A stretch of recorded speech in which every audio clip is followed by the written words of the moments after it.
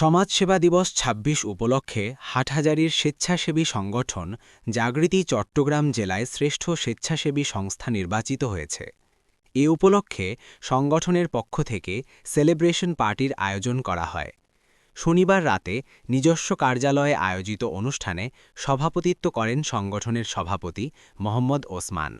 সাধারণ সম্পাদক মোহাম্মদ সোহেল রানার সঞ্চালনায় অনুষ্ঠানে বক্তব্য দেন সংগঠনের সাবেক সভাপতি মোহাম্মদ মোস্তাফা কামাল মঞ্জু, দিদারুল আলম বাবু, সোহরাওয়ার্দী চৌধুরী, মোহাম্মদ লোকমান চৌধুরী, সিনিয়র সদস্য এস.এম. মহিউদ্দিন, সাবেক আহ্বায়ক মোহাম্মদ ফিরোজ মন্টু, মীর নোয়াবুল উচ্চ বিদ্যালয়ের প্রধান শিক্ষক মোহাম্মদ সেলিম রেজা, দুদক উপজেলা সভাপতি মোহাম্মদ জাহেদ, খেলোয়াড় সমিতির যুগ্ম আহ্বায়ক ইসমাইল জসিম, হাটহাজারী প্রেস ক্লাবের যুগ্ম সম্পাদক খোরশেদুল আলম শিমুল, হাটহাজারী সাংবাদিক ঐক্য পরিষদের সাধারণ সম্পাদক মোহাম্মদ বোরহান উদ্দিন, জাগৃতির সাবেক অর্থ সম্পাদক মোহাম্মদ মোরশেদ।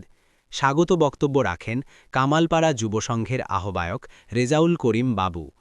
আলোচনা সভা শেষে কেক কেটে সকলের সাথে শেয়ারে আনন্দ উদযাপন করা হয়।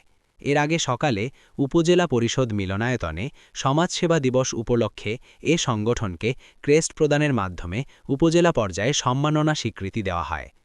সুমন পল্লব, হাটহাজারী প্রতিনিধি।